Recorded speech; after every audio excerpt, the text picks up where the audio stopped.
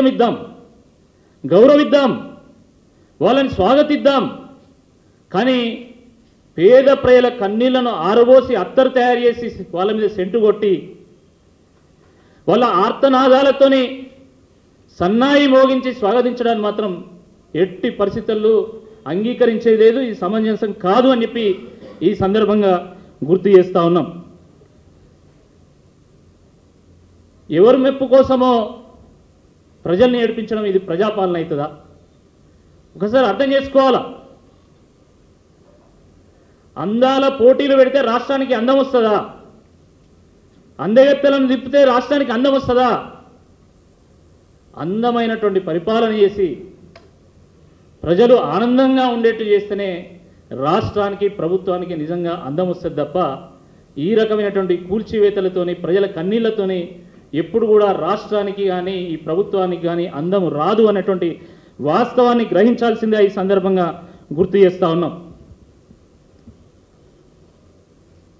నిజంగానే ప్రభుత్వ స్థలంలో కానీ రోడ్డు మీద కానీ లేదా ఫుట్పాత్ మీద కానీ ఎవరైనా పర్మనెంట్ స్ట్రక్చర్ను నిర్మాణం చేస్తే ఆ చిరు వ్యాపారులతో మాట్లాడండి, ఆ పేద ప్రజలతో మాట్లాడండి, వాళ్ళకు ప్రత్యామ్నాయ మార్గాలు చూపెట్టండి, ప్రత్యామ్నాయ వాళ్ళకి మార్కెట్ను క్రియేట్ చేయండి, లేదా మీరే స్టాల్స్ కట్టి లీజ్కి ఇవ్వండి, లేదా ఇంకేదైనా ఐడియా తీసుకురండి. కానీ ఉన్న ఫలంగా వాళ్ళని అప్పటికప్పుడు వాళ్ళని ఖాళీ చేపిస్తే వాళ్ళ బతుకు తెరువు ఏం కావాలి, వాళ్ళ ఉపాధి ఏం కావాలో ఒక్కసారి చెప్పాల్సిందే ఈ సందర్భంగా గుర్తు చేస్తూ ఉన్నాం. ఒక నెలల క్రితమే పర్యాటక శాఖకు సంబంధించినటువంటి ప్రభుత్వ కార్యదర్శి వరంగల్కు రావడం జరిగింది. అంటే ఈ అందాల పోటీలో పాల్గొనేటువంటి అతిథులు వరంగల్కు వస్తారని మీకు ముందే తెలుసు, నెల క్రితమే తెలుసు. మరి ఆ రోజు ఈ చిరు వ్యాపారులను మీరు ఎందుకు అలర్ట్ చేయలే?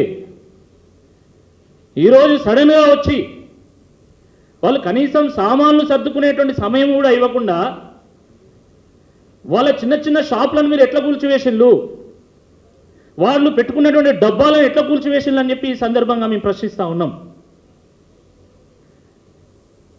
కనీసము ప్రజలతోని మాట్లాడేటువంటి ముచ్చట కూడా ఉండదు ఈ ప్రభుత్వంలో. ఇదేనా మీ సంస్కృతి? ఇదేనా ప్రజాపాలన? ఏమైనా బుల్డోజర్ తీసుకొచ్చుడు కూలగొట్టుడు ఇదేనా ప్రభుత్వం పని? ఏదైనా బుల్డోజర్ ప్రభుత్వమా లేదా ప్రజాస్వామ్య ప్రభుత్వమా? సమాధానం చెప్పాలా. ఇది చాలా దుర్మార్గంగా ఉన్నది. సరిహద్దుల్లో ఉన్నటువంటి సమస్యని పరిష్కారం చేసుకోవడానికి కూడా మనం పాకిస్తాన్తో సైతం కూర్చొని మాట్లాడుకొని యుద్ధం ఆపేటువంటి పరిస్థితి వచ్చింది దేశంలో. అలాంటిది మన ప్రజలతోని మీరు కూర్చొని మాట్లాడి సమస్యలు ఎందుకు పరిష్కారం చేయరని చెప్పి ఈ సందర్భంగా బీఆర్ఎస్ పార్టీ నుంచి మేము ప్రశ్నిస్తూ ఉన్నాం. చాలా దుర్మార్గం ఇది.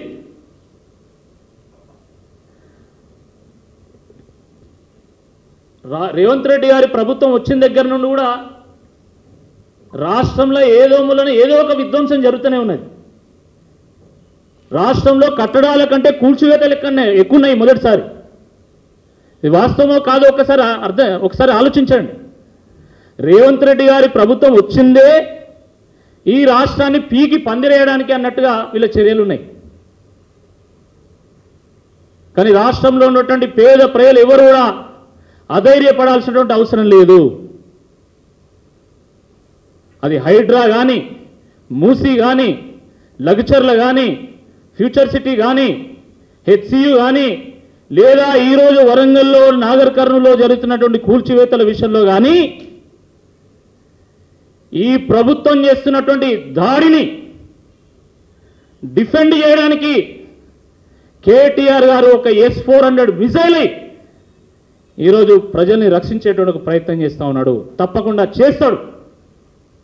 ఒక S-400 మిసైల్ లాగా, ఒక డిఫెన్స్ సిస్టమ్ లాగా ఈ కాంగ్రెస్ ప్రభుత్వం ప్రజల మీద, రాష్ట్రం మీద చేస్తున్నటువంటి దాడిని తిప్పికొట్టి ఈ రాష్ట్ర పేద ప్రజల్ని, రాష్ట్ర భవిష్యత్తును కాపాడేటువంటి ప్రయత్నం తప్పకుండా కేటీఆర్ గారు చేస్తారు, బీఆర్ఎస్ పార్టీ చేస్తారని చెప్పి ఈ సందర్భంగా గుర్తు చేస్తూ ఉన్నాం. ఈరోజు కూడా అక్కడ కూల్చివేతలు జరుగుతున్నాయి, ఇక్కడ బీఆర్ఎస్ పార్టీ నాయకుల కార్యకర్తల అరెస్టులు జరుగుతున్నాయి. అంటే ఈ కూల్చివేతలు జరుగుతున్నప్పుడు ఖచ్చితంగా బీఆర్ఎస్ పార్టీ నాయకులు అడ్డుకుంటారని చెప్పి మీకు కూడా అర్థమైపోయింది. కామన్ పీపుల్తో పాటు ఈ ప్రభుత్వాన్ని కూడా అర్థమైపోయింది. మనం కూల్చివేస్తూ ఉంటాం, బీఆర్ఎస్ పార్టీ అడ్డుకుంటూ ఉంటుంది. ఇది కామన్ పీపుల్ కూడా అర్థమైపోయింది. ఈరోజు వరంగల్లో పెట్టినటువంటి బీఆర్ఎస్ పార్టీ పెట్టినటువంటి ర్యాలీ కూడా పెద్ద ఎత్తున చిరు వ్యాపారులు, అసంఘటిత కార్మికులు వచ్చి విజయవంతం చేసిండ్రు. ఇప్పటికైనా కళ్ళు తెరవాలి ప్రభుత్వం. ఒకవైపు అప్పు పుడతలేదంటాం, ఇంకోవైపు అందాల పోటీల కోసం 200 కోట్లు ఖర్చు పెడతారు. అసలు ఏమన్నా అర్థం ఉందా? ఈ రాష్ట్రంలో స్కాలర్షిప్లు ఇవ్వడానికి డబ్బులు ఉండవు, ఫీజు రీయింబర్స్మెంట్ చెల్లించడానికి డబ్బులు ఉండవు, రిటైర్మెంట్ బెనిఫిట్స్ ఇవ్వడానికి డబ్బులు ఉండవు, రైతు బంధుకు డబ్బులు ఉండవు, రైతు బీమా ప్రీమియంకి డబ్బులు ఉండవు. ఆ రకంగా దేనికి డబ్బులు ఉండవు, కానీ అందాల పోటీలకు మాత్రం డబ్బులు ఉంటాయి. ఎందుకు? అందాల పోటీ పెడితే మా ప్రభుత్వానికి కొంచెం అందం వస్తుంది కావచ్చు అని.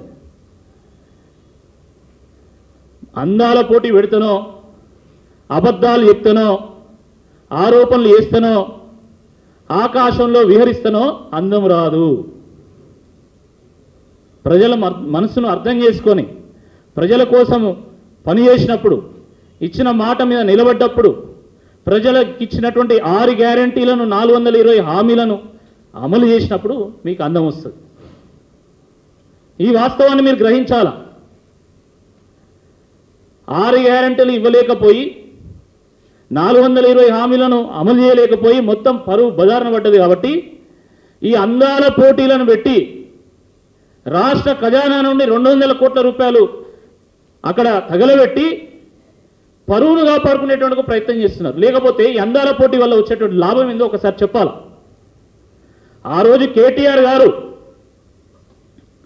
ఇక్కడ ఎలక్ట్రిక్ వెహికల్స్కి ఒక ఇకో సిస్టమ్ని బిల్డ్ చేయాలి, ఇక్కడి కంపెనీలు తీసుకురావాలి, ఇండస్ట్రీని బిల్డ్ చేయాలి, పెట్టుబడులు తీసుకురావాలా, ఉపాధిని క్రియేట్ చేయాలని ఆలోచించి ఆ రోజు ఫార్ములా ఈ రేసును ప్రపంచ నగరాలతోని పోటీపడి హైదరాబాద్ తీసుకొస్తే ఎంతో విజయవంతంగా మొదటిసారి అది విజయవంతమైనా దాన్ని మీరు వచ్చి రద్దు చేసి నీల్సన్ అనేటువంటి సంస్థ ఫార్ములా ఈ రేసు వల్ల ఈ రాష్ట్రంలో 700 కోట్ల రూపాయల బిజినెస్ అయింది, రాష్ట్రానికి లాభం జరిగిందని గంటాపదంగా చెప్పినా కూడా మీరు కేటీఆర్ గారి మీద, బీఆర్ఎస్ పార్టీ మీద, బీఆర్ఎస్ ప్రభుత్వం మీద బురద చల్లి దాన్ని రద్దు చేశారు.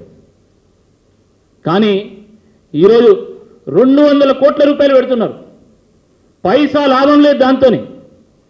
కానీ అయినా దాన్ని మాత్రము అప్పులు తెచ్చి మరి మీరు అమలు చేస్తూ ఉన్నారు. దేనికోసం చేస్తున్నారని అడుగుతున్నాం, దానివల్ల ప్రయోజనం ఏందని అడుగుతున్నాం. ఫార్ములా ఈ రేసులో 1 రూపాయి పెడితే రాష్ట్రానికి 100 రూపాయలు లాభం జరిగింది. కానీ అందాల పోటీలో మీరు 100 రూపాయలు ఖర్చు పెడితే 10 రూపాయలు కూడా లాభం కానటువంటి పరిస్థితి ఉన్నది. వాస్తవమా కాదా అని చెప్పి ఈ సందర్భంగా మేము